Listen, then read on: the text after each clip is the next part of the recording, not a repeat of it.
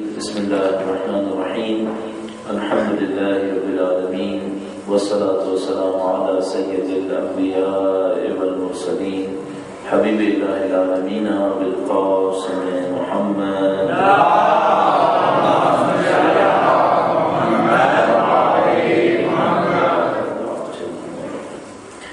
وعلى آله الطيبين الطاهرين سيما بقية الله في الأرضين. قال الله تعالى في كتابه الكريم بسم الله الرحمن الرحيم ونريد أن نمن على الذين استضعفوا في الأرض ونجعلهم أئمة ونجعلهم الوارثين. بارك درود بجاه محمد آل محمد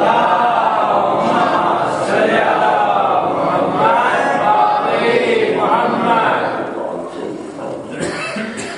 پروردگار عالم کا انتہائی احسان ہے، اس نے ہمیں اور آپ کو اس ماہ مبارک کے اندر دین سمجھنے اور دین کے بارے میں اپنے آپ کو مزید آگاہ کرنے کی سعادت نصیب کی ہے۔ اللہ کے رسول کی روایت میں ارشاد فرماتے ہوئے کہ خدا تعالیٰ جس بندے پر احسان کرتا ہے اسے دین کا علم سمجھنے کی طاقت نصیب کرتا ہے۔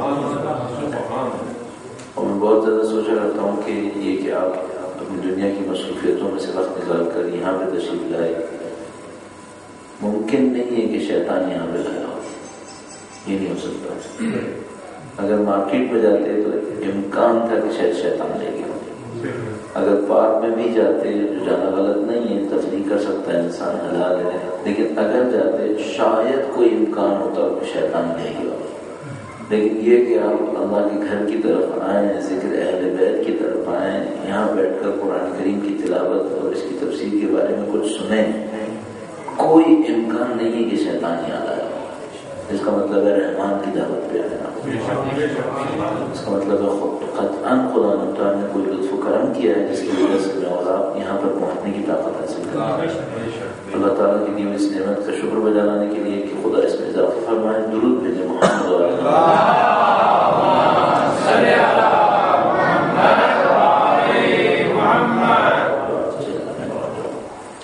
انسان کی سعادتوں میں سے ایک سعادت یہ ہے کہ اہل فکر ہو، اہل شعور ہو۔ کل آپ کی خدمت میں عرض ہوا کہ ایک لحظہ سوچنا 70 سال کی عبادت سے بہتر ہے، اور پھر یہ سوال ہوا کہ کیا سوچیں؟ سوچا کہ زندگی کے بارے میں سوچیں، اور اب اس کو اور زیادہ اگر تفصیل میں جائیں اپنی زندگی کے اہداف کے بارے میں سوچیں، اپنی زندگی کے اچیومنٹس کے بارے میں سوچیں۔ ہم اور آپ اپنی زندگی میں جو کچھ ہیں چند ارادوں کے اوپر ہے اور کچھ بھی نہیں ہے۔ ان ارادوں کے نتیجے میں ہماری قدر و قیمت بنتی ہے۔ یعنی مثال کے طور پر آپ نے ہم نے اتنی وقت زندگی گزار لی ہے، اب اگر کوئی مجھ سے پوچھے کہ تم نے جو وقت اب تک گزارا ہے اس کی قیمت کیا ہے، تو جو کچھ ہم نے وقت گزارا ہے اس کی قیمت چند لمحات ہیں، چند ارادے ہیں، اس کے سوا کچھ بھی نہیں ہے۔ اور وہ کون سے ارادے ہیں، وہ کون سے لمحات ہیں جو ہم نے خدا تعالیٰ کے لیے بسر کیے۔ تو ہمیں اپنی زندگی میں چیک کرنا پڑے گا کہ اب تک جو میں نے خدا کی راہ میں حاصل کیا ہے وہ کیا ہے۔ آج اگر خدا مجھے اٹھا لے اس کی بارگاہ میں کیا لے کر پہنچنے والا۔ اور کہنے کو انسان بہت کچھ کہہ سکتا ہے، مثال کے طور پر میں نے اتنی عمر گزار لی اور فرض کی فرمائے ابھی خدا تعالیٰ ارادہ فرمائے اور دنیا سے جانا ہو جائے، تو پھر کہنے کو تو میں کہہ سکتا ہوں کہ میں نے یہ کیا، یہ میری زندگی کے اچیومنٹس ہیں۔ مثلا فرض کرنے میں کہوں فلاں میں نے درد کی، یہ میری اچیومنٹ ہے، یا مثلا فلاں چیز جو لکھی وہ میری اچیومنٹ ہے۔ یہ کہنے کی بات ہے، کہنے کو تو میں کہہ سکتا ہوں، اصل اچیومنٹ کیا ہے؟ جن کو میں نے اصلی اچیومنٹ سمجھا ہے وہ ہیں جن کو لے کر میں سب سے زیادہ خوش ہوں۔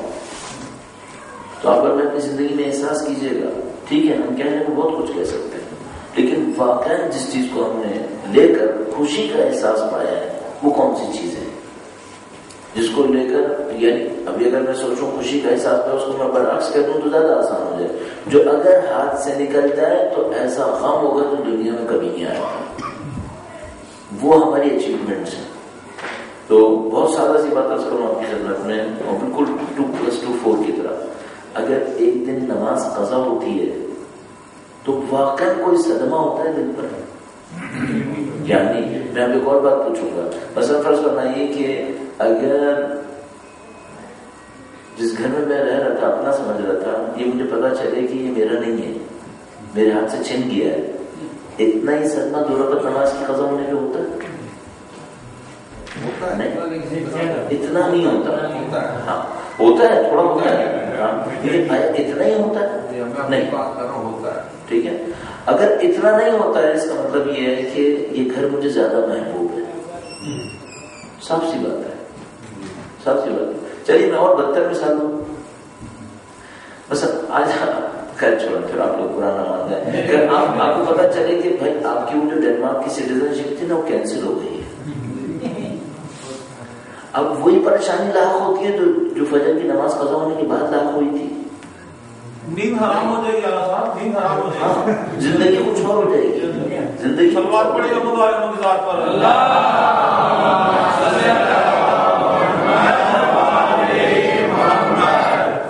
اصل فکر ہی کچھ اور ہو جاتی ہے, انسان کچھ اور سوچنے لگتا ہے. اچھا ابھی پھر دوبارہ سوال کرتا ہوں, اتنی پریشانی لاحق ہوتی ہے جب اللہ کا کوئی حکم ترک ہوتا ہے؟ نہیں. یعنی شاید ہم ذکر بھی نہیں کرتے شام ہوتے ہوتے کہ میں نے صبح غلطی کر دی ہے, زندگی دوبارہ گزر رہی ہوتی ہے. اچھا بہت کر گئی, کیا کر گئی, ایک قضا کر لیں گے.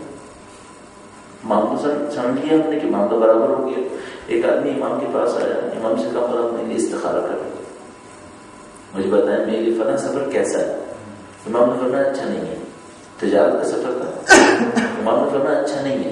وہ چلا گیا. پھر بھی میں جب اس روایت کو پڑھتا ہوں تو کہتا ہوں لگتا ہے بڑے صغیر کا مومن ہے, اپنی چلائے گا. امام سے بڑھ کر تو کچھ نہیں ہو سکتا تھا. پھر بھی چلا گیا. اچھا چلا گیا, اب یہ پکا بڑے صغیر کا ہے. چلا گیا, واپس آ کر امام کے سامنے پہنچا اور امام سے کہنے لگا کہ مولا ایک تو یہ کہ میں چلا گیا, یہ میں نے غلطی کی, لیکن فائدہ بہت ہوا ہے. پکا بڑے صغیر. واپس آ کے کہتا ہے فائدہ بہت ہوا ہے. امام نے فرمایا فائدہ نہیں ہوا, نقصان ہوا ہے, بہت نقصان ہوا ہے. کہنا پیسہ بہت ملا ہے. فرمایا فلاں جگہ پہ رکے تھے, رات کو دیر سے پہنچے تھے, فجر کی نماز قضا کی تھی کی. فرمایا جتنا تم نے دنیا سے کمایا ہے اس ایک نقصان کے مقابلے کچھ بھی نہیں, بڑا نقصان کیا. اچھا اب میں تم سے کروں گا, کیا ہمارے پیمانے بھی اسی طرح سوچتے ہیں؟ نہیں. یہ کس بات کی نشانی؟ یہ اس بات کی نشانی ہے, اور یہ میں نشانیاں بار بار دینا چاہ رہا ہوں. ہم لوگ گویا مطمئن ہوئے ہیں کہ ہم دین میں بہت آگے جا چکے ہیں. یہ ہم اپنے ذہن سے سوچ رہے ہیں کہ ہم دین میں بہت آگے گئے ہیں. اتنا آگے نہیں گئے تھے, بلکہ اگر مجھ سے کہیں میں کہوں گا ابھی بہت راستہ باقی ہے, بہت باقی. ابھی ہم لوگ پہلے قدم پر ہیں, ابھی داستان باقی ہے. وہ یہ ہے کہ ہمیں اپنی زندگیوں کو اس دین کے مطابق لے کے چلنا ہے. ہمارے اقدار, ہمارے اعمال, کچھ ایسا ہو گیا ہے کہ ہم اپنے اندر مطمئن ہیں کہ سب کچھ صحیح ہے, اور جو دور دور سے بھی دیکھ کر سمجھ میں آ رہا ہے وہ یہ کہ نہیں اتنا کچھ صحیح نہیں ہے جتنا ہم صحیح سمجھ رہے ہیں, اتنا صحیح نہیں ہے. بہت ساری نشانیاں ہیں اس بات کی جو میں چند آہستہ آہستہ آپ کی خدمت میں عرض کرتا رہتا ہوں. اس کی وجہ یہ ہے ذہن محترم, کوئی بیمار اس وقت علاج کرواتا ہے جب اس کو یہ یقین ہو جائے کہ میں بیمار ہوں, اور جب تک وہ اس گمان میں ہے کہ میں بیمار نہیں ہوں علاج نہیں کروائے.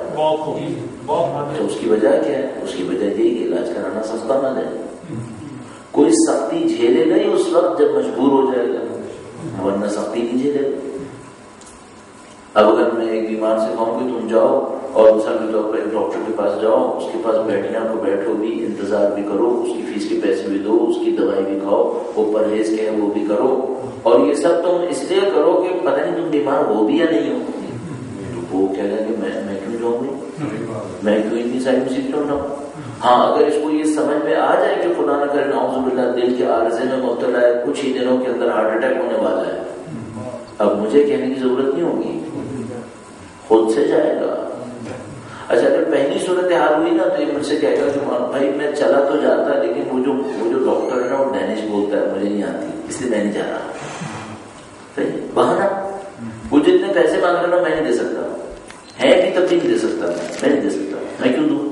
صحیح. اور اگر اس کو یہ پتا چلتا ہے کہ اس کی جان خطرے میں ہے, اب مجھے کہنے کی ضرورت نہیں ہوگی کہ ٹرانسلیٹر لے گا, خود ہی لے جائے گا, خود ہی پیسے دے گا. کچھ نہیں کرے گا، گھر کی کوئی چیز بیچے گا دے گا. اچھا یہ اب خود سے کرے گا، کیوں؟ اس کو پتہ چل گیا کہ میں رخصت ہو رہا ہوں، معاملہ ختم. اب سوال یہ ہے کیا ہمیں یہ یقین ہو گیا ہے دین میں کہ ہمیں اپنا علاج کروانا ہے؟ حقیقت عرض کروں نہیں ہوا. ابھی ہم سمجھ رہے نہیں چلے گا، ایسے ہی چلے گا. اچھا بہت سادہ سی بات ہے، اگر ایسے ہی سب سے اچھا ہوتا، ایسے ہی اچھا ہوتا تو بھائی اب تک ظہور ہو چکا ہوتا. ظہور نہیں ہوا ہے. اگر ہم اور آپ کے جیسوں کی تعداد سے لشکر بننا ہوتا تو ہمارا آپ جیسے بہت ہیں، ہم اور آپ جیسے تو بہت ہیں. اب ایک سادہ سی بات ہے، مثلا آپ کے یہاں ماشاءاللہ آپ کے یہاں ہمارے علاقوں کے اندر جو مجالس اعضاء منعقد ہوتی ہیں اس میں بعض اوقات ایک ایک مجلس کے اندر 10-10 ہزار لوگ آئے ہوئے ہوتے ہیں. صحیح. اور اگر ہم صرف ایک شب عاشورہ کے اندر مجالس کے اندر آنے والے تمام افراد کو جمع کریں تو لاکھوں میں ہوتے ہیں، اگر نہ کہوں کروڑوں میں. لشکر امام کو کتنے چاہیے؟ چلو 313 تو اصلی چاہیے. سارے سپاہی بھی جمع کرو 5 لاکھ 8 لاکھ 10 لاکھ. ایک شب عاشور کی مجالس سب کو جمع کروں 10 لاکھ نہیں ہوں گے کیا؟ اس کا مطلب ہے اتنا کافی نہیں ہے. ابھی ہم سمجھ رہے ہیں یہ کافی ہے. اتنا کافی ہوتا تو زور ہو چکا ہوتا. زور کیوں نہیں ہوا کر رہی؟ اس کا مطلب ہے یہ کافی نہیں ہے، ہمیں اور آگے جانا ہے. ابھی ہم نے یہ سمجھا ہے کہ ہم سید الشہداء کی محبت میں اتنا سا اظہار کرتے ہیں یہ معاملہ ختم ہو گیا. نہیں، معاملہ ختم نہیں ہوا ہے. ابھی بہت بڑی ایک داستان باقی ہے. وہ داستان کیا ہے؟ ابھی ہم یہ ثابت کر لیں کہ ہم حسینی ہیں. اچھا آپ ممکن ہے کوئی کہہ بھی ٹھیک ہے ہم سے سید الشہداء کی یاد میں ہے، اذان منا رہے ہیں، سب کچھ کر رہے ہیں، آیا یہ حسینی ہونے کے لیے کافی نہیں ہے؟ میں پھر عرض کروں گا اگر اتنا حسینی ہونے کے لیے کافی ہوتا تو پھر یہ جو کروڑوں کا حسینی لشکر ہے اس کے ہوتے ہوئے ظہور کیوں نہیں ہوتا؟ اس کا مطلب ہے ابھی حسینی ہونے کے لیے کردار تبدیل کرنا ہے. اصل مشکل ہماری یہاں پر ہے. ابھی ہمارے کرداروں میں بہت کچھ باقی ہے. اچھا اب بالکل 2-4 کردار جو میں نے بات کہی نا کہ پرسکرپشن نہیں لکھنا ہے، دوائی بھی دینی ہے، ٹھیک ہے نا. تو میں پورا میکینزم بتاؤں، چونکہ آج کل کیا ہوتا ہے آپ ڈاکٹر کے پاس جاتے ہیں، یہاں کے ڈاکٹرس کا نہیں معلوم کتنا وقت دیتے ہیں. وہاں آپ کسی ڈاکٹر کے پاس گئے وہ دوائی لکھ کے دیتے ہیں، آپ کہتے ہیں بھائی اتنا کافی نہیں ہے، یہ بتاؤ مجھے ہوا کیا ہے. یہ جو دوائی دو گے اس سے کیا ہوگا تو وہ پوری تفصیل سے بتاتے ہیں کہ بھائی آپ کے مثلا میرے میں فلاں چیز خراب ہو گئی ہے، یہ جو میں دوائی دوں گا اس سے یہ کام ہوگا. اور یہ ڈاکٹرز آج کل پوری تفصیل سے بتاتے ہیں. کیوں بتاتے ہیں؟ تاکہ مریض کنونس ہو جائے کہ مجھے کیا کرنا ہے. اب میں آپ کی خدمت میں صرف یہ دعویٰ کر دوں نا کہ ہم میں کچھ کمی ہے تو معاملہ حل نہیں ہوگا. ہم نے تھوڑا سا تو آپ کی خدمت میں یہ عرض کر دیا کہ کمی کی دلیل کیا ہے، بتا دیا ابھی آپ کی خدمت میں کہ یہ کمی کی دلیل ہے.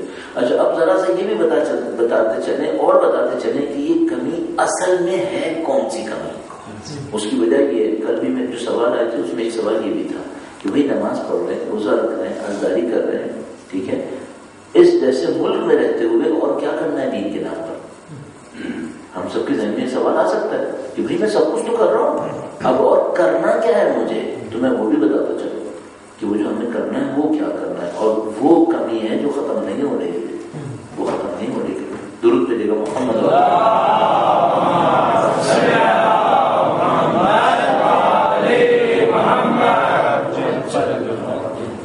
ہم نے اہل بیت اطہار علیہ السلام کے واقعات بے تحاشا سنے، بہت سارے واقعات سنے. ان کے شاگردوں کے واقعات بھی بہت سنے ہیں، ان کے شاگردوں کے واقعات بھی بہت سنے. اچھا ان واقعات میں ان کے شاگردوں کا جو اخلاق کا رویہ ہے اس کو بھی ہم جانتے ہیں. ایک عقائد کا جو معیار ہے اس کو بھی ہم سمجھتے ہیں. اصل جو مشکل ہے ہمارے ساتھ وہ اس راستے کو طے کرنے میں. اصل مشکل ہماری یہاں پھنسی ہوئی، ہم یہ راستہ نہیں طے کر پا رہے. کیا مطلب یہ ہے کہ ہم کچھ عبادات ان کے کہے کے مطابق اس طرح کر رہے ہیں جیسے وہ چاہتے ہیں ہم کر رہے ہیں. بس ہم نماز ویسی پڑھ رہے ہیں جیسے وہ چاہتے ہیں. قسم کھا کے کہہ سکتے ہیں اہل بیت میں یہ نماز چاہیے، چلو ٹھیک معاملہ ہو. کچھ عبادات ویسے کر رہے ہیں جیسے وہ چاہتے ہیں، لیکن اور بہت بڑا ایک معاملہ وہ کیا ہے؟ اخلاقیات کا. اس میں بہت پیچھے ہے. اخلاقیات میں کہاں پیچھے ہیں صاحب؟ اس طرح سے پیچھے ہیں کہ اگر اس معیار کو دیکھیں جو انہوں نے ہمارے لیے رکھے ہیں وہ معیار بہت بڑے ہیں، ان میں بہت کمی آ رہی ہے۔ اب میں ایک دو مثالیں آپ کی خدمت میں عرض کرتا ہوں، پہلے سے آپ نے واقعات سنے ہیں، ان مثالوں کو دیکھتے ہوئے ایک دو مثالیں عرض کرتا ہوں تاکہ ہم یہ سمجھنے کی کوشش کریں واقعاً کمی ہے یا نہیں ہے، واقعاً کمی ہے یا نہیں ہے۔ درود بھیجیں محمد والا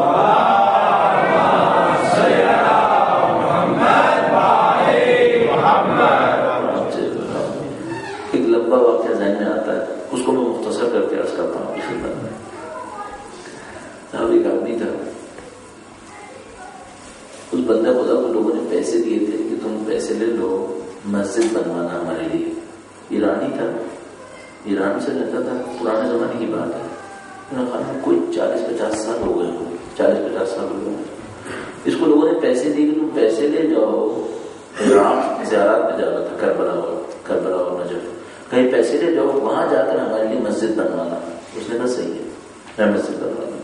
وہ پیسے لے کے کربلا اور ادھر زیارات کے لیے آیا، پھر ایک بندہ خدا کو اس نے ڈھونڈا مرجع تقلید سے پوچھ کر کہ جو قابل اعتماد ہو، کہنے لگا میں اس کو پیسے دے کے جا رہا ہوں، پہلے میں زیارات پوری کر کے آؤں گا، پھر میں کھڑے ہو کے مسجد بنواؤں گا۔ اس نے کہا ٹھیک ہے، مرجع تقلید نے بتا دیا فلاں آدمی ہے، یہ قابل اعتماد، اس کو دے دو۔ اس نے اس کو پیسے دے دیے، سب کچھ نپٹانے کے بعد واپس اپنی جگہ پہ آیا کہ اب میں کھڑے ہو کے مسجد بنواؤں گا۔ پتہ چلا وہ بندہ مر گیا، وہ بندہ مر گیا۔ اس نے وہ رضا سے پوچھا کہ میں خطیر رقم لایا تھا ایران سے، وہ میں نے اس کو دی تھی، کہا ہمیں اس کے حساب کتاب میں نہیں ملی ہے، ہمیں نہیں معلوم۔ اس نے کہیں امانتاً چھپا دی ہو، اس زمانے میں لوگ زمین کے اندر رکھ دیا کرتے تھے، کہیں رکھ دی، ہمیں نہیں معلوم، ہم نہیں جانتے کیا ہوا۔ اب وہ آیا مرزا کے پاس، کہا اور ابھی کیا مشکل ہوگی؟ فرمایا وہ تو مر گیا، اب تو کوئی راستہ نہیں۔ کہنے لگا میں نہیں جا سکتا واپس، میں لوگوں کے سامنے بے عزت ہو جاؤں گا، لوگ کہیں گے میں امانت دی تھی تم کو، تم ایسے دے دی۔ کہے گا میں لاکھ کہوں گا آپ کی مرضی سے دی تھی، لیکن مجھے لوگوں کے سامنے جواب دینا پڑے گا، میری عزت خطرے میں۔ فرمایا میں تمہیں ایک طریقہ بتاتا ہوں، تو قبرستان جاؤ، اکیلے میں رات میں قبرستان میں یہ عمل کر لو، وہ آئے گا تمہارے پاس، اس سے پوچھنا کہاں رکھا ہے۔ کہنے لگا صاحب اکیلے جانا ضروری ہے تو بھیج دیں، میں اکیلا مر جاؤں گا وہاں تو۔ فرمایا نہیں، یہ کام اکیلے کرنا پڑے گا۔ ٹھیک ہے، اگر میں ایران چلا جاتا ہوں اسی طرح بے عزتی کے ساتھ تو تب بھی موت بہتر ہے، تو ٹھیک ہے میں قبرستان نہیں مر جاؤں، پھر یہی بہتر ہے۔ صاحب ہو جاتا ہے رات کو، کس مصیبت سے وہ ذکر ورد جو انہوں نے بتایا تھے وہ کرتا ہے، صبح تک وہاں خوف سے مرتا رہتا ہے، وہ مردہ نہیں آتا۔ صبح جاتا ہوں ان کے پاس، کہتا ہے صاحب آپ نے تو مار دیا مجھے، ساری رات میں قتل ہو گیا کتنی دفعہ، لیکن وہ نہیں آیا۔ فرمایا کوئی بات نہیں، اب میں تمہارے ساتھ کچھ طالب علم بھیجتا ہوں، کچھ پاکیزگی کی کمی ہے، اب وہ جائیں گے تمہارے ساتھ۔ اب وہ بھی جاتے ہیں، رات کو ویٹ کرتے ہیں، صبح کے وقت میں مردہ آتا ہے۔ کیا کہا؟ کہتے ہیں تم نے مجھے زندہ درگور کروا دیا، خود تو مر گئے اور میری امانت تم کہیں چھپا کے چلے گئے، وہ امانت بتاؤ۔ کہنے لگا میں امانت بتانے کو بتا دوں، لیکن میں خود ایک مصیبت میں پھنسا ہوں، اب میں تو اپنی مشکل حل نہیں کر سکتا، تم کر سکتے ہو، پہلے میری وہ مشکل حل کراؤ، پھر میں تمہیں پیسے ہی بتا دوں گا۔ کہنے لگا تیری مشکل کیا ہے؟ کہنے لگا وہ ایک بندہ خدا ہے مجھ سے راضی نہیں ہے، میں جل رہا ہوں برزخ کے اندر، میں نہیں نکل پا رہا اس سے، اور میری ساری امیدیں اب تجھ سے، تیرا بھی کام پھنسا ہوا ہے، میں اسی وقت بتاؤں گا جب تم مجھے اس آدمی سے کیا مجھ سے راضی ہو جائے۔ کہتا ہے لوگ ابھی ایک مردے کو پہلے نپٹ رہے تھے، اب ایک زندہ کو بھی نپٹنا پڑے گا۔ وہ جاتا ہے وہ زندے کے پاس، کہتا ہے بندے خدا تیری وجہ سے وہ بندہ آگ میں جل رہا ہے، وہ جب تک آگ میں جل رہا ہے میرا پیسہ نہیں دے گا، تو راضی ہو جا۔ کہنا میں راضی نہیں ہوں گا اس سے، بہت بدبخت آدمی ہے۔ کہنا میں نے سنا کہ اچھا آدمی تھا۔ کہنا نہیں، اس نے میرے ساتھ بہت برا کیا۔ کیا ہوا؟ اب سنی داستان کے پیچھے ایک اور داستان۔ کہنے لگا میرے پاس ایک تاجر آیا تھا، اس نے میری بیٹی کو پسند کیا اپنے بیٹے کے لیے، میری بیٹی کو پسند کیا اپنے بیٹے کے لیے، مجھ سے کہا کہ مجھے تو ایک لڑکی پسند آئی ہے اپنے لڑکے کے لیے، میں کچھ وقت کے بعد آؤں گا، شادی کروں گا۔ کہنے کا میں انتظار کرتا رہا کہ یہ تاجر وعدہ کر کے ہے، خاندان اچھا ہے، رشتہ اچھا ہے، میں لڑکی کی شادی کہیں نہیں کروں گا۔ یہ آئے گا تو کر دوں گا. اتنی مدت میں انتظار کرتا رہا, پتہ نہیں اس نے کہا شاید 3 سال. بعد میں مجھے پتا چلا کہ وہ کہیں ملا. میں نے کہا 3 سال ہو گئے تیرا انتظار کرتے ہوئے, میں ایک بات کے اوپر ابھی تک باقی ہوں. کہتا نہیں مجھے نہیں کرنا. کہنے کیا بات ہے, 3 سال میں نے انتظار کیا, اپنی بچی کو ٹھہرایا تیرے انتظار میں, تو کہہ رہا میں نہیں کرنا. کہنا میں کر دیتا. اس آدمی نے جو مردہ ہے اس نے کام خراب کیا. اس نے کیا کام خراب کیا؟ کہنے کا میں نے اس سے تیرے بارے میں پوچھا تھا کہ یہ کیسا آدمی ہے. اس نے سر جھکایا اور کہا نہیں معلوم کیسا آدمی. کہنے کا میں کھٹک گیا کہ کوئی گڑبڑ ضرور ہے. مدتوں بعد مجھے پتا چلا کہ اس کی نیت یہ تھی کہ میں اس کی لڑکی سے شادی کروں, اس لیے اس نے تجھے کاٹنے کے لیے ایک جملہ کہا. کوئی غیبت نہیں کی, کوئی برائی نہیں کی. کیا کہا؟ میں نہیں کروں, مجھے نہیں معلوم, نہیں معلوم کیسا ہے. کیا میں اس کے نہیں معلوم کہنے سے میں کھٹک گیا اور میں نے لڑکی کی شادی کہیں اور کر دی. نہ اس کی لڑکی سے شادی ہوئی نہ تیری لڑکی سے شادی ہوئی. وہ آدمی آگ میں کس جملے پہ چل رہا ہے؟ صرف ایک بات نہیں معلوم. اللہ صحیح. اب میں صرف ایک بات پوچھ رہا ہوں, ہم نے ایسے نہیں معلوم کتنے کہنے, اور ہم یہ سمجھ رہے ہیں کہ ہم سب کچھ کر چکے ہیں. اس دنیا کے فوراً بعد ایک مرحلہ آتا ہے. جیسے ہم لوگ مرتے ہیں, مرنے سے تھوڑی دیر پہلے ایک عالم, ایک دنیا ہمارے سامنے کھولتی ہے. اس دنیا کو کہتے ہیں برزخ. اچھا برزخ کیا ہے؟ برزخ یہ ہے کہ جو کچھ ہم یہاں کر رہے ہیں, جو کچھ سن رہے ہیں, جو کچھ کہہ رہے ہیں, جو کچھ سوچ رہے ہیں, جو ارادے کر رہے ہیں, اس سے وہ ہماری برزخ بنتی ہے. حتیٰ جو کچھ سوچ رہے ہیں اس سے بھی برزخ بنتی ہے. اگر کسی کے بارے میں خدا نہ کرے سوء ظن رکھتے ہیں, اس سے بھی برزخ بنتی ہے. اگر کسی کو جملہ کہا جو اس کے دل میں جا کے لگایا, اس سے بھی برزخ میں کچھ بنا ہے.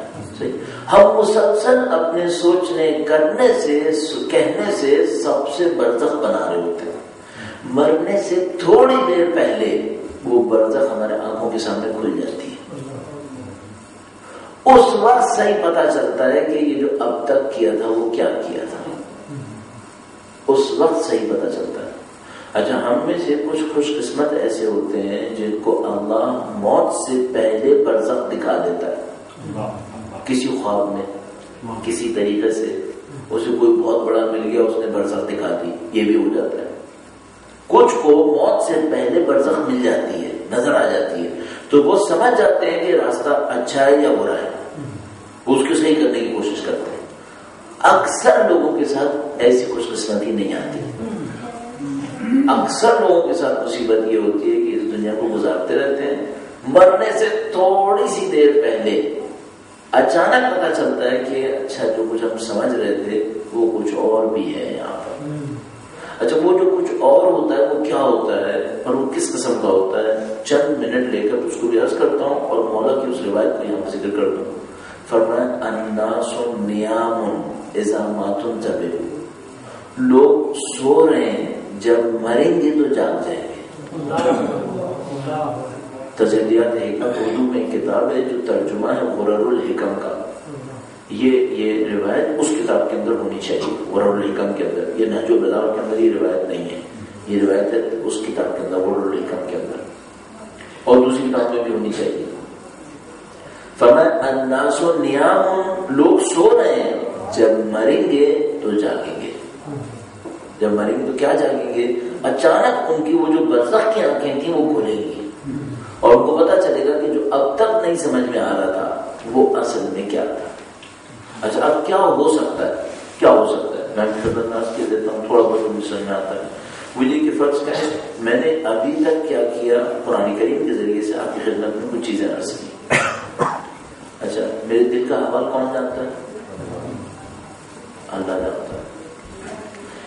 50 منٹ میں نے آپ کی خدمت میں عرض کرنا ہے, گھنٹہ بھر عرض کرنا ہے, اچانک کسی ایک موقع پر شیطان میرے دل میں آتا ہے اور مجھ سے کوئی ایسی بات کہلوا دیتا ہے جو نہیں کہہ رہی تھی. اچھا مجھے پتہ بھی نہیں چلے گا, ایک گھنٹہ بات کرنے میں اگر 5 سیکنڈ کے لیے، 10 سیکنڈ کے لیے، 1 منٹ کے لیے شیطان کوئی بات کہلوا دے، پتا چلے گا؟ میں تقریر کی رو میں بہتا چلا جاؤں مجھے پتہ ہی نہیں چلے گا۔ ہم لوگ زندگی کے حادثوں میں بہتے چلے جاتے ہیں، پتہ نہیں کیا کچھ کہہ دیتے ہیں، کر دیتے ہیں، سن لیتے ہیں، اور ہمیں پتہ بھی نہیں چلتا کہ جو کچھ ہم نے کیا ہے یہ ہم نے کیا کیا ہے۔ البتہ میں اچھی صورتحال بتا رہا ہوں، ورنہ بعض اوقات اچھی طرح پتا ہوتا ہے کہ صحیح نہیں کر رہے، بہت دفعہ تو بالکل اچھی طرح پتا ہوتا ہے۔ مثال کے طور پر یہ کہ آپ ایک بیٹھے ہیں ایک جگہ کے اوپر ایک مسلمان کی غیبت کر رہے ہیں، کس دین میں صحیح ہے؟ اہل بیت چاہنے والے کی غیبت ہو رہی ہے اور آپ وہاں بیٹھے ہوئے اور آپ دفاع نہیں کر رہے، شریعت سے داری کی دفاع کرو، کس دین میں صحیح ہے؟ اگر کمائی کے اندر خدا نہ کرے نعوذ باللہ کوئی حرام چیز آ رہی ہے تو پھر کس دن میں صحیح ہے؟ لیکن ہوتا ہے۔ اور میں عرض کر رہا ہوں جو میں نے آپ کے سامنے مثال کی برزخ میں، وہ کیا تھی؟ غیبت نہیں کی تھی، جھوٹ نہیں بولا تھا، کہا تھا نہیں مانوں، ارادے سے کہا۔ اچھا اب ہمارے ساتھ کیا ہو سکتا ہے؟ اور صرف اتنا ہو سکتا ہے کہیں پر ایک جگہ پہ بیٹھے تھے، ایک آدمی کا کوئی مذاق اڑایا جا رہا ہے، میں بھی ذرا سا مسکرایا، اس پر بھی حساب ہوگا۔ اس کی اجازت تھی کیا؟ کیوں مسکرایا؟ مثال کے طور پر ایک جگہ کہیں تذکرہ ہو رہا ہے کہ مومنین ایسے ہوتے ہیں اور میں نے زور سے کہہ دیا مجھے بھی پتا ہے، اچھا اس کا مطلب میں اپنا اظہار کرنا چاہتا ہوں، اس پہ بھی گرفت ہوگی۔ کیوں اظہار کیا؟ کیوں ریاکاری میں مبتلا ہو؟ اچھا ہم سمجھ رہے تھے اسٹینڈرڈز بہت نیچے ہیں اہل بیت کے، اگر معیار اتنا کم ہوتا تو اصحاب اہل بیت کم نہ ہوتے پھر، وہ تنہائیوں میں جیل کے اندر نہ جاتے پھر۔ اور اب بھی یہی ہے، اگر معیار اتنا ہی آسان ہوتا تو ظہور کو 1100 سال نہ لگتے پھر۔ کب کا ظہور ہو چکا ہوتا، کب کی زندگی ختم ہو جاتی، معاملہ ہی ختم تھا۔ ہم کیوں نہیں آگے بڑھ پا رہے ہیں؟ اور اگر میں اور اس سے منافع اور باتوں آپ کی خدمت میں عرض کروں، کیوں کفر ہمارے سر کے اوپر دندن آ رہا ہے؟ اگر ہم نے سب کچھ صحیح تھا تو وہ جو خدا تعالیٰ نے قرآن کریم میں ارشاد فرمایا وَلَن يَجْعَلَ اللَّهُ لِلْكَافِرِينَ عَلَى الْمُؤْمِنِينَ سَبِيلًا، تو کیوں غلط ہو رہا ہے؟ نعوذ باللہ، ظاہر قرآن کریم کی دامن میں تو غلطی نہیں ہوتی ہے۔ یہ سب اس وجہ سے ہو رہا ہے کہ ہمارے اندر کچھ خامیاں ہیں اور ہم اعتراف بھی نہیں کرنا چاہتے کہ ہیں۔ اصلاح دور کی بات ہے، اپنے آپ کو مطمئن کیے بیٹھے ہیں کہ نہیں کچھ نہیں ہے، جب تک آپ میں مطمئن کیے بیٹھیں گے کچھ نہیں ہے پھر تو کوئی اصلاح نہیں ہوگا، تو پھر تو معاملہ ختم ہو جائے گا۔ اس خاطر جو جہاں ہے وہ وہیں کھڑا رہے گا پھر، اگر بدتر نہ ہوا۔ اچھا میں ایک اور نشانی عرض کر دوں آپ کی خدمت میں، کیونکہ میرا پہلا کام اس وقت یہ ہے کہ میں یہ عرض کروں کہ کچھ خرابی ہے۔ وہ کیا ہے؟ وہ یہ کہ آپ خود سوچ لیں گزشتہ 30 سال 25-30 سال میں دلوں کی محبتیں بڑھی ہیں یا کم ہوئی ہیں؟ تقریباً طے شدہ بات ہے کہ کم ہوئی ہے۔ کیوں کم ہوئی ہے؟ میں نے دولت کا تذکرہ نہیں کیا ہے، میں نے بلڈنگز کا تذکرہ نہیں کیا، دولتیں تو بڑھ رہی ہیں، بلڈنگز بھی بڑھ رہی ہیں، اور بستہ معذرت کے ساتھ عرض کروں گا ادارے بھی بن رہے ہیں، سارے کام ہو رہے ہیں، لیکن وہ جو بیسک ہونی چاہیے تھی، دلوں میں محبتیں آنی چاہیے تھی، وہ ختم ہو رہی ہیں۔ کیوں ہو رہا ہے ایسا؟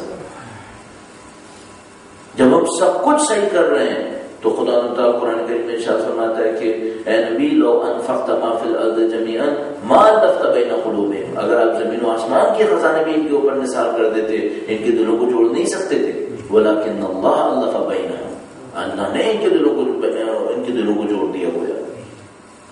اچھا اب ہم سوال یہ کریں گے کہ اگر سب کچھ صحیح ہے تو خدا تعالیٰ کی طرف سے یہ لطف کیوں نہیں ہوتا ہے کہ دل جڑے؟ اور ہم سب کو بتائیں گے نہیں دل نہیں جڑ رہے، دل تو جدا ہوتے چلے جا رہے ہیں۔ اس کا مطلب معاملہ کچھ اور ہے، ہم نہیں سمجھ پا رہے۔ اچھا کیا نہیں سمجھ پا رہے؟ جو مجھے سمجھ میں آتی ہے وہ یہ کہ ہم اخلاق کے اس اعلیٰ معیار کو نظر انداز کر رہے ہیں جو اہل بیت نے ہمیں سکھایا، ہم اسے نظر انداز کر رہے ہیں۔ برائے خوشنودی محمد و آل محمد بلند تر صلوات۔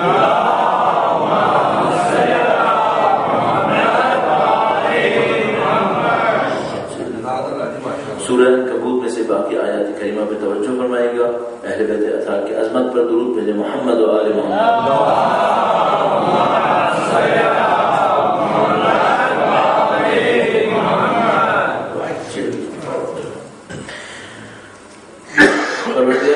ارشاد فرمایا کہ ہم نے حضرت ابراہیم کو بھیجا اور انہوں نے ان کے سامنے کچھ جملات ارشاد فرمایا کہ اللہ کی بندگی کرو، اللہ کی عبادت کرو، وما علی الرسول الا البلاغ المبین، رسول کے اوپر تو بس یہ ہے کہ وہ ابلاغ کر دے۔ اولم یروا، بسم اللہ الرحمن الرحیم، اولم یروا کیف یبدئ اللہ الخلق ثم یعیدہ، کیا یہ نہیں دیکھتے کہ خدا نے پہلی بار کس طرح پیدائش کو شروع کیا تھا اور کس طرح وہ اس کو پلٹائے گا؟ ان ذلک علی اللہ یسیر، یہ تو خدا پہ بہت آسان ہے۔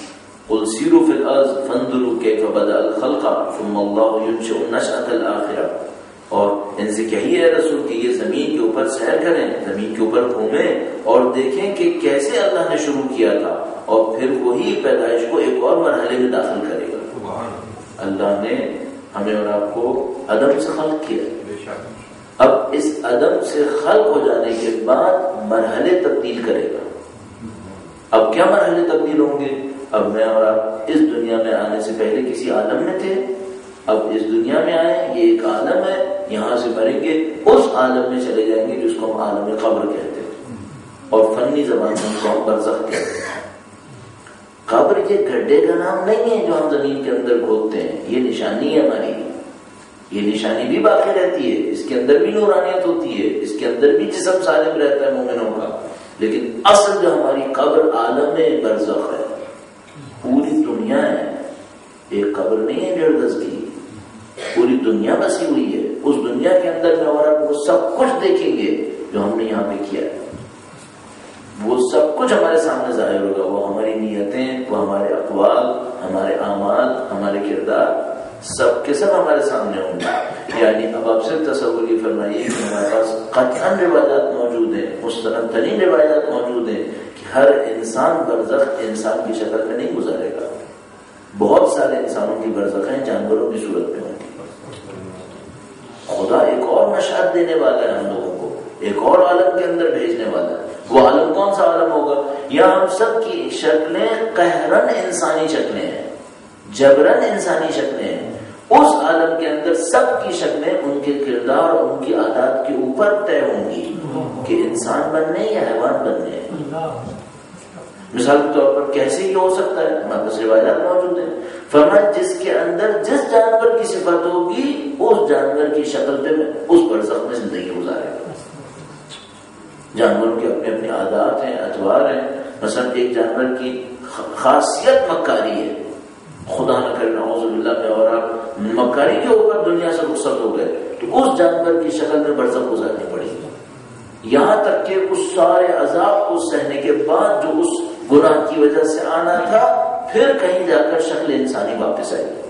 اور اگر خدا نہ کرے کسی انسان کے اندر 8 جانوروں کی صفتیں ہوں، باری باری ہر جانور کی شکل کو لے کے برزخ میں زندگی گزارے گا، یہاں تک کہ سب کے عذاب کو جھیلتا ہوا لاکھوں سال میں ختم ہوگا، تب کہیں جا کے اس کی برزخ اختتام پذیر ہوگا۔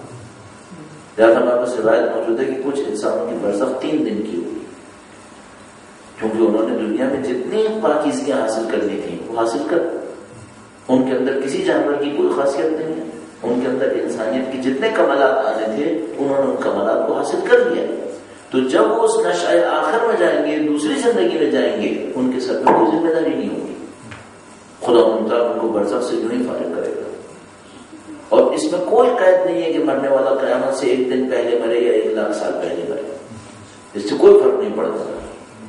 لہٰذا ممکن ہے کوئی قیامت سے 2 دن پہلے مرے، اس کی برزخ 3 لاکھ سال کی ہوگی، اور ممکن ہے کوئی قیامت سے 3 لاکھ سال پہلے مرے لیکن برزخ 3 دن کی ہوگی۔ یہ سب اللہ کے ہاتھ میں، یہ نشأہ آخر ہے جس کے اندر میں اور آپ جانے والے ہیں، سخت ترین زندگی ہے جس کو ہم ابھی جھیلنے والے ہیں موت کے فوراً بعد، لیکن ہم لوگ ایسے مطمئن ہیں جیسے ہم کو برزخ میں جانا ہی نہیں ہے، نعوذ باللہ نہیں ہوا۔ یہ مقدر سب کا مقدر ہے، اس میں کوئی استثناء نہیں ہے۔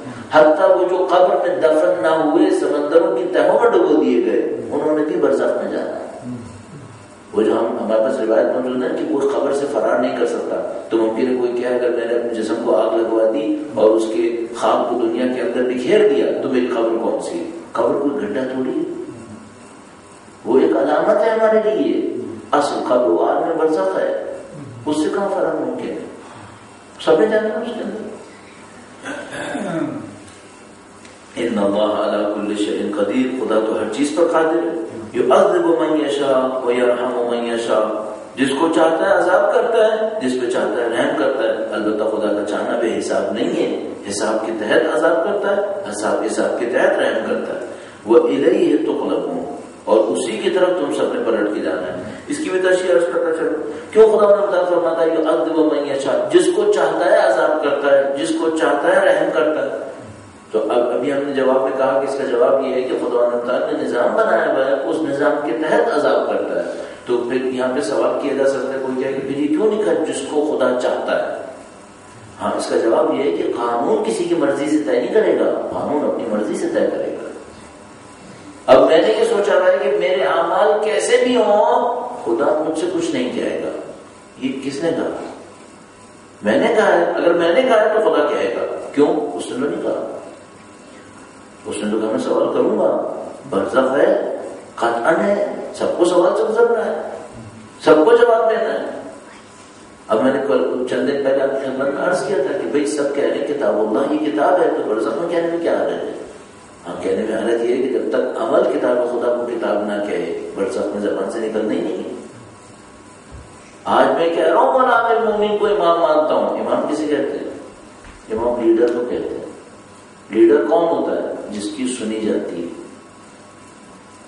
مولا عامر مومن کی باتیں سنتے ہیں.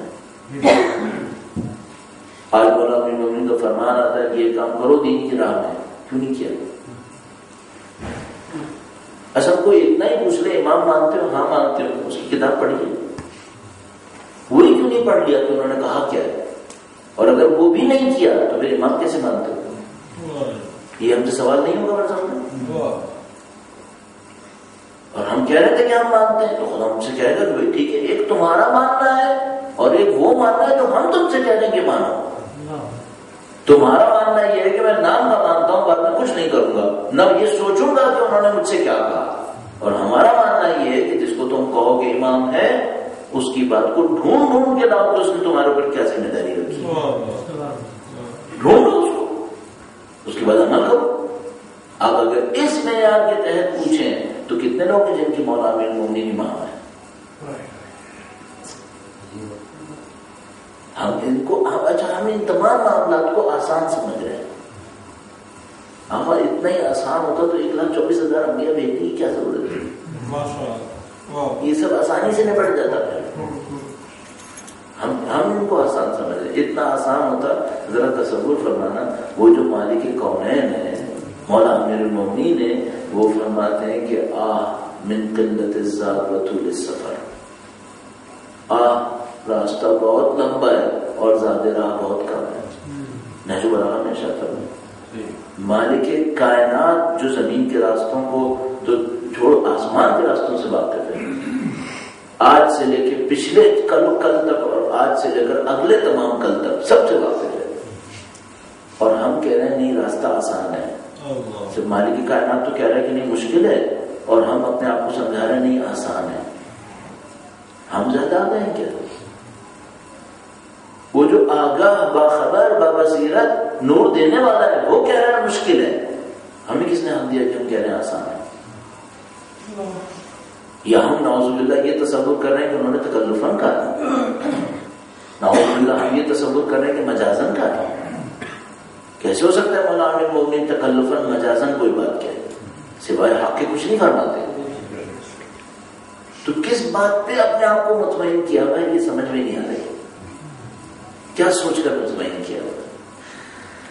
اللہ فرماتا ہے ان اللہ علی کل شیء قدیر یعذب من یشاء ویرحم من یشاء والیہ تقلبون وما انتم بمعجزین فی الارض ولا فی السماء وما لکم من دون اللہ من ولی ولا نصیر. فرمایا تم عاجز نہیں کر سکتے نہ زمین میں نہ آسمان میں، خدا کو کسی چیز پہ مجبور نہیں کر سکتے. وما لکم من دون اللہ من ولی ولا نصیر، تمہارا خدا کے سوا کوئی دوست اور نصیر مدد کرنے والا نہیں ہے. نصرت صرف اللہ کی طرف سے آتی ہے، اللہ کے نظام کی طرف سے آتی ہے. خدا نہ کرے نعوذ باللہ اگر ہم نے یہ سوچا ہے کہ خدا کے نظام کے علاوہ بھی کہیں سے نصرت آ سکتی ہے، اور خدا کا نظام کیا ہے؟ خدا، نبی، امام، اس کے وسیع، ان کے ولی، یہ سب اس کا نظام ہے. خدا اور اس کا نظام ہے، یہاں سے نصرت آتی ہے. یہ اس کے مقابلے میں کیا قرار پائے گا؟ اس کے مقابلے میں قرار پائے گا کہ میں کسی عمل کو جانتا ہوں کہ غلط ہے اور میں کر کے سوچوں اس سے مجھے مدد ملے گی. آیا خدا کے نظام سے نکل کر بھی کہیں سے کچھ مل سکتا ہے کیا؟ میں ایک ذرا سی بات عرض کر رہا ہوں آپ کی خدمت میں، اتنی سب باتیں عرض کر رہا ہوں. مثال کے طور پر لوگ ٹی وی پہ فاشن کیوں دیکھتے ہیں؟ خوشی کے لیے دیکھتے ہیں نا. خوشی اللہ کے سوا کہیں اور سے ملنی ہے. تو گناہ سے خوشی لے کر کیا سمجھ رہے ہیں؟ خوشی مل جائے گی. دھوکہ نہیں ہے یہ بھائی. خوشی بھی تو خدا ہی دے گا، اور کون دے گا؟ اللہ تعالیٰ ارشاد فرما رہا ہے کہ تمہارا خدا کے سوا کوئی ولی اور ناصر نہیں ہے. تمہیں خوشی چاہیے وہ خدا دے گا، تمہیں دولت چاہیے وہ خدا دے گا، تمہیں شہرت چاہیے وہ خدا دے گا، طاقت چاہیے وہ خدا دے گا. تو خدا کے نظام سے ہٹ کے مانگتے ہو رہے ہو. پھر گناہ کے اندر خوشی مانگتے ہو، حرام کے اندر دولت کمانے کی کوشش کرتے ہو، جھوٹ و فریب کے ذریعے سے شہرت اور طاقت لینے کی کوشش کرتے ہو. یہ ملیں گی؟ دھوکہ ملے گا. دھوکے میں پڑے رہیں گے. ملنا کچھ نہیں. ہم سب کو معلوم ہے اللہ کے نظام کے سوا کہیں سے کچھ نہیں مل سکتا. جو ملنا ہے اطاعت کے اندر ملنا ہے. جو ملنا ہے اللہ کی اطاعت، اس کی جو اس نے بنی وسیع طے کی ان کی اطاعت سے ملنا ہے. اس کے سوا کہیں سے کچھ نہیں ملنا ہے. لیکن دھوکہ، یہ دنیا ہے جو غرور ہے. غرور کا مطلب دھوکہ، دار الغرور. والذین کفروا بآیات اللہ ولقائہ اولئک یئسوا من رحمتی واولئک لهم عذاب علیم. فرمایا وہ لوگوں نے جنہوں نے کفر اختیار کیا اللہ کی نشانیوں سے اور اللہ کی ملاقات کا انکار کیا، یہ وہ لوگ ہیں جو میری رحمت سے نا امید ہیں اور ان لوگوں کے لیے شدید عذاب ہے. اب جیسے ہم لوگ کہتے ہیں کفر، ہم کہتے ہیں کافر، اس کا مطلب ہے عیسائی کے بارے میں بات ہو رہی ہے، ہمارے لیے تو بات ہی نہیں ہو رہی. کافر یعنی یہودیوں کے بارے میں بات ہو رہی ہے، ہمارے بارے میں تو بات ہی نہیں ہو رہی. اچھا، ہم نے قرآن کریم کی ساری آیتوں کے لیے ٹائٹل جو ترجمے کیے ہیں وہ ایسے کیے ہیں کہ ہمارا تو ذکر ہی نہیں ہے. اب ایک عجیب مشکل یہ ہے کہ جو وہ مومنین کی نشانیاں بتاتا ہے وہ ہم پہ آ نہیں رہی، اور وہ جو کافر اور دوسروں کے بارے میں کہتا ہے وہ کوئی اور لوگ ہیں. تو ہمارے لیے تو قرآن کریم کا پتہ نہیں نازل بھی ہے کون سا حصہ ہے. اچھا، آپ کہیں گے کہ بھائی تو بہت خراب بات ہے، کیا کافروں کا ٹائٹل مسلمان پہ بھی آ سکتا ہے؟ اچھا جا کے دیکھیں عربی میں کفر کیسے کہتے ہیں. عربی میں کفر کہتے ہیں وہ جو کسی چیز کو جھٹلا دے. یہ پیپر یہاں پہ رکھا ہوا ہے، میری آنکھوں کے سامنے رکھا ہے. خدا نہ کرے میں کہوں نہیں رکھا، آنکھوں کے سامنے ہے کہ ہے، جانتا ہوں کہ ہے. اگر جانتا ہوں کہ ہے اور کہوں کہ نہیں ہے، یہ کفر ہے. یہ کفر ہے. ہاں، اگر یہ نیچے رکھا تھا مجھے نظر ہی نہیں آیا، میں نے کہا نہیں ہے، یہ کفر نہیں ہے، یہ جہل ہے. یہ کفر نہیں ہے، یہ جہالت ہے، جانتا ہی نہیں ہے. اب مجھے نہیں معلوم یہ جو عیسائی ہیں ان میں سے کتنے کافر ہیں، ان میں سے کتنے جاہل ہیں، اور مجھے نہیں معلوم ہم میں جو مسلمان ہیں ان میں کتنے جاہل ہیں اور کتنے کافر ہیں. بھائی وہ ان کو پتا نہیں چلا کہ خدا کیسا ہے، ان کو پتا نہیں چلا کہ نبی کون ہے، ان کو نہیں پتا چلا نبی کا وسیع اور ولی کون ہے. ہمیں تو پتا ہے. اب کیا مشکل ہے؟ اور وہ لوگ جنہوں نے کفر اختیار کیا اللہ کی نشانیوں سے اور اللہ کے لقاء سے. اگر آپ کو یاد ہو تو یہ لقاء اللہ کی اصطلاح پہلے بھی آئی تھی شروع کی آیات کے اندر. لقاء اللہ کیا ہے؟ بڑا ایک منصب، کوئی مرتبہ، رتبہ جس کے اوپر ابھی فی الحال بات نہیں ہو پائے گی. فرماتا خدا تعالیٰ جن لوگوں نے اس کا انکار کیا یہ میری رحمت سے نا امید ہو گئے، ان کو رحمت نہیں ملنی. وَأُولَٰئِكَ لَهُمْ عَذَابٌ أَلِيمٌ فَمَا كَانَ جَوَابَ قَوْمِهِ إِلَّا أَن قَالُوا اقْتُلُوهُ أَوْ حَرِّقُوهُ فَأَنجَاهُ اللَّهُ مِنَ النَّارِ. کب قوم سے حضرت ابراہیم نے جب یہ سب کچھ کہا تو قوم کا جواب کچھ نہیں تھا سوائے اس کے کہ کہا اسے قتل کر دو یا اس کو جلا دو. تو خدا متعال نے ان کو آگ سے نجات دے دی. یہ داستان بڑی عجیب داستان ہے. اس کو میں بہت زیادہ عرض کیا کرتا ہوں اپنے دل کی تسلی کے لیے، یقین کے لیے، کہ خدا متعال جب اپنی حجت کی نصرت کرنے لگتا ہے کسی معاملے میں جلدی نہیں کرتا، کبھی جلدی نہیں کرتا. ذرا سا اور پڑھ دوں ایک آیت کریمہ کا حصہ. ان فی ذلک لآیات لقوم یؤمنون، اور اس میں نشانی ہے ان قوموں کے لیے جو ایمان لائے.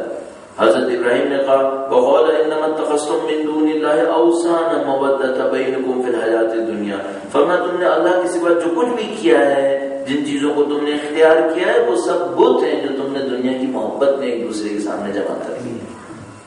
حضرت ابراہیم نے کہا یہ جو تم لوگ اللہ کے سوا جہاں کہیں جاتے ہو، یہ سب بتوں کو لے کر اپنے دل میں بیٹھے ہو، یہ تمہاری دنیا کی محبت کے لیے.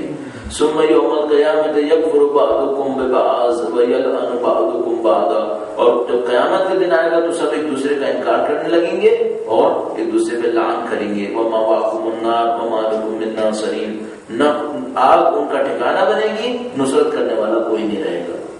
اب میں نے جو شروع میں عرض کیا، جو ابھی اینڈ میں آپ کو خدمت میں عرض کیا، وہی کہ خدا اپنی حجت کی نصرت میں کبھی جلدی نہیں کرتا.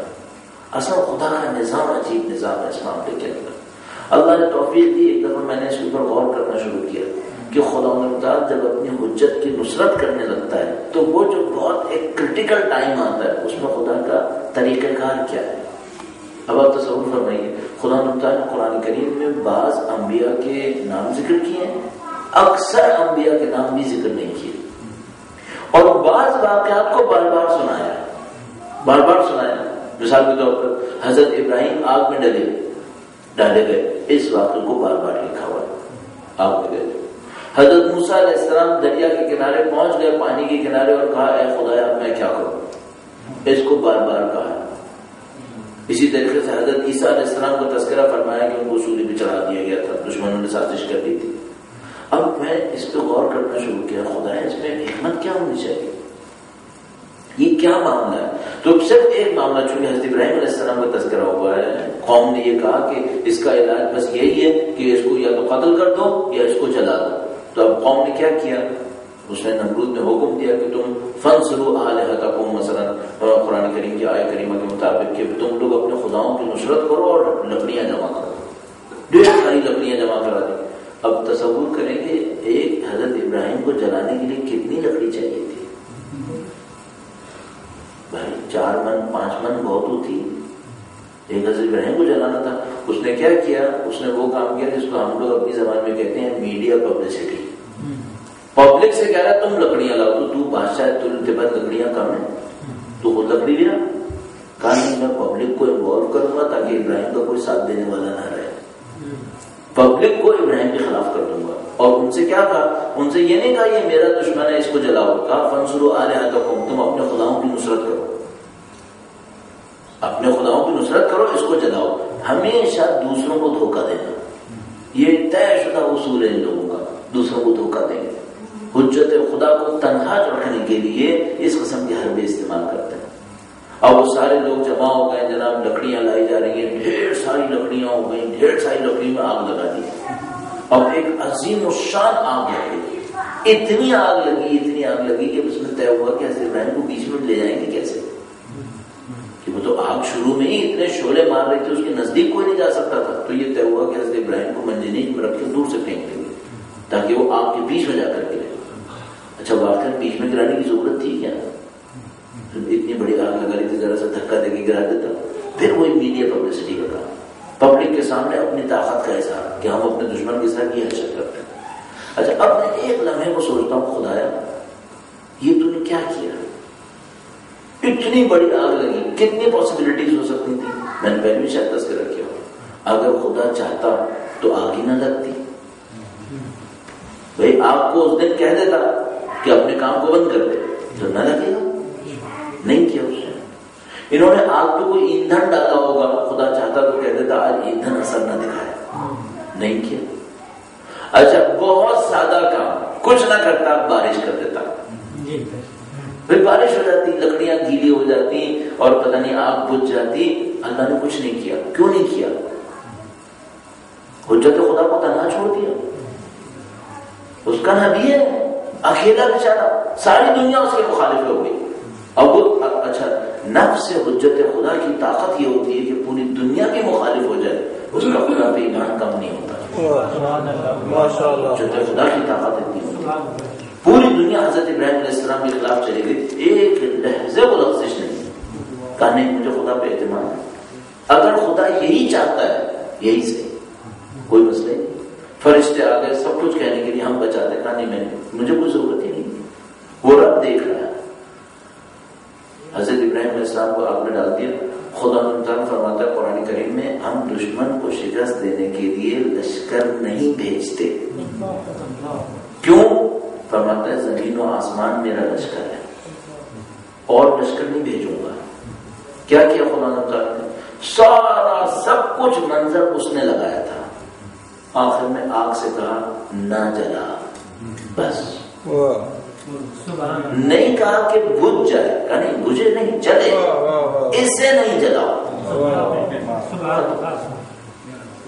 نہ آگ بجھائی نہ بارش برسائی, یعنی منیمم ایفرٹ پر مقابلہ جیت لیا. اور مقابلہ کس نے طے کیا تھا؟ اسی نمرود نے. سارا ایرینا اس نے لگایا, پبلک کو اس نے جمع کیا, لکڑیاں وہ لے کے آیا, آگ اس نے لگائی, ساری شو بازی کی کام اس نے کیے. اور اللہ نے اینڈ میں کیا کیا؟ اپنی حجت کا ساتھ دیا اس کے اطمینان کی وجہ سے. حجت کا ساتھ دیا, بظاہر قسمہ پرسی کے عالم میں صرف اتنا سا کام کیا, کہا یا نارو کونی بردن و سلاما, اے آگ ابراہیم کے لیے ٹھنڈی ہو جا, سلامتی بن جا. آواز بلند سا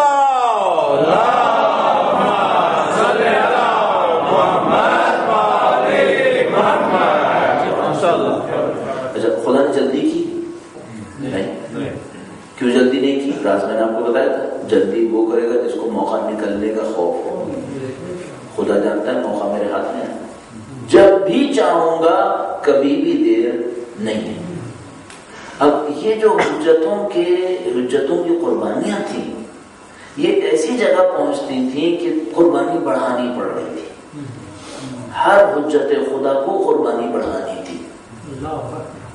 حضرت ابراہیم علیہ السلام نے قربانی بڑھائی, کہا میں اتنا کروں گا کہ میں آگ میں جلنے کو تیار ہو جاؤں گا, آگ میں گر جاؤں گا, لیکن خدا نے قتل نہیں ہونے دیا, شہید نہیں ہونے دیا, کام بچا دیا. کیوں؟ اس کو دیر نہیں دی, دیر سبیر کا کوئی مسئلہ ہی نہیں, کہا ڈالنے تو ڈال لے. میدان سارا وہ لگاتا ہے, حجت خدا آخر میں جیتتا ہے جب نصرت آتی ہے. اچھا نصرت کا قانون کیا ہے؟ نصرت آتی ہے صبر پہ. نصرت خدا کا قانون صبر ہے.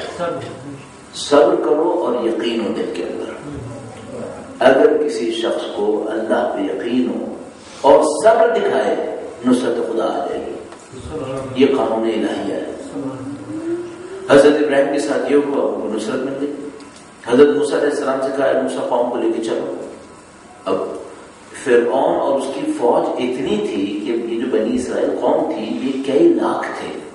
اندازہ یہ ہے کہ شاید 4 لاکھ سے 6 لاکھ تھے بنی اسرائیل, جن کو لے کے حضرت موسیٰ علیہ السلام چلے تھے. اور وہ فرعون اپنی فوج پر اتنا مغرور تھا کہ قرآن کریم ارشاد فرماتا ہے, وہ کہتا تھا کہ یہ شرذمۃ قلیل, یہ تو میرے نزدیک مٹھی بھر لوگ ہیں, ان کی حیثیت کیا ہے میرے سامنے. 4 سے 6 لاکھ پبلک تھی اور وہ کہتا تھا کہ ان کی حیثیت کیا ہے میرے سامنے, اتنا بڑا لشکر ہے میرا. وہ لے کے چلا, حضرت موسیٰ علیہ السلام کے سامنے پانی آ گیا, نہ جائے رفتن نہ پائے معاملہ. آگے جائیں تو پانی ہے, کھڑے رہیں تو دشمن آتا ہے, پیچھے کا تو سوال ہی نہیں ہے. حضرت موسیٰ علیہ السلام حجت خدا ہے, حجت خدا ہے, صبر بھی ہے, اطمینان بھی ہے. خدا تعالیٰ سے فرمایا خدایا کیا کرنا ہے تو بتا. فرمایا کچھ نہیں کرا, پانی پہ لاٹھی مارو میں تمہارے راستہ کھول دوں گا. اچھا یہ فوج کون لے کے آیا تھا؟ فرعون خود لایا تھا. پانی میں کون کودا تھا؟ فرعون خود کودا تھا. سب کچھ اس نے کس لیے کیا تھا؟ یہ نمائش دکھا رہا تھا اپنی فوج کی.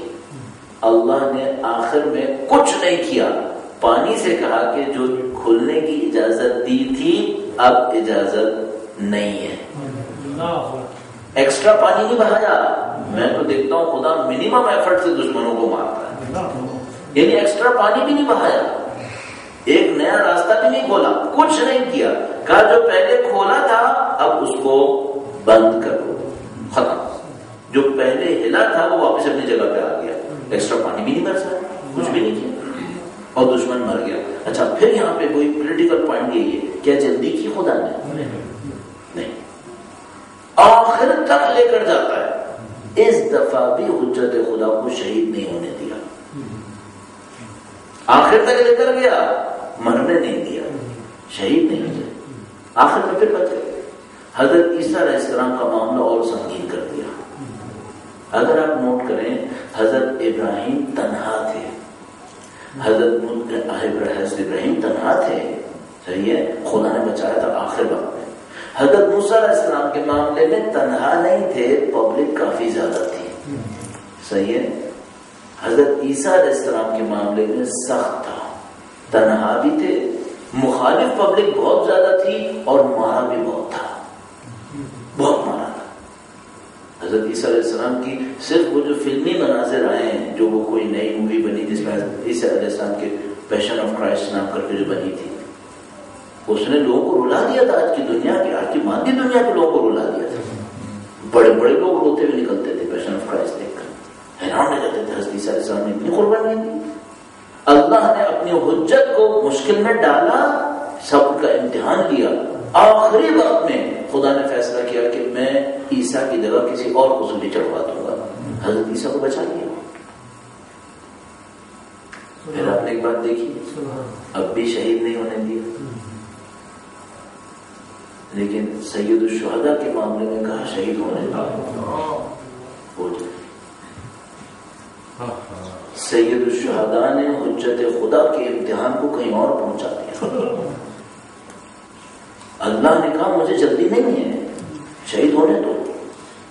اب ساری دنیا یہ سوچ رہی ہوگی ابراہیم کو بچایا تھا, موسیٰ کو بچایا تھا, عیسیٰ کو بچایا.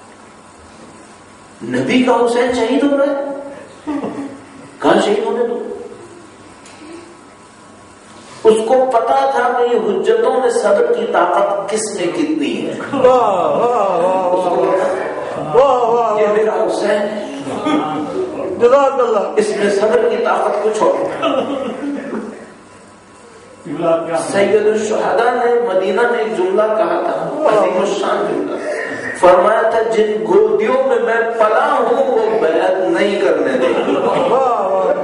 اللہ جانتا تھا کہ ابراہیم فاطمہ کی گودی میں نہیں پلے, حسین فاطمہ کی گودی میں. یہ صبر کرے گا, یہ علی مرتضیٰ کی گودی میں پلے, یہ صبر کریں گے. خدا نے صبر کو بڑھا دیا. سید الشہداء شہید ہو گئے. سر اقدس نیزے کے اوپر لگ گیا. یہ تو دور کی بات ہے, جب علی اصغر شہید ہو رہے تھے فرشتے اس وقت تڑپ اٹھے تھے. خدا علی اصغر کو شہید کروائے گا. خدا نے سب کرنے دیا, سب کچھ ہو گیا. قافلہ مسرا بازاروں کے اندر آ گیا, اور صبر کا امتحان جاری ہے. اب میں پھر اضافہ کروں, ارے حسین کا صبر تو ابراہیم سے زیادہ ہوا ہی, بی بی زینب کا صبر کتنا ہے. سب پہ صبر کیا. قافلے مسرا صبر کر رہا ہے, بی بی زینب سلام اللہ علیہا صبر کروا رہی ہے. یہ سارا میدان کفر نے تیار کیا ہے, اور سید الشہداء کا سر اقدس نیزے کے اوپر کوفہ کے بازار میں ہے. یوں لگا جیسے نمرود جیت گئے, فرعون جیت گئے.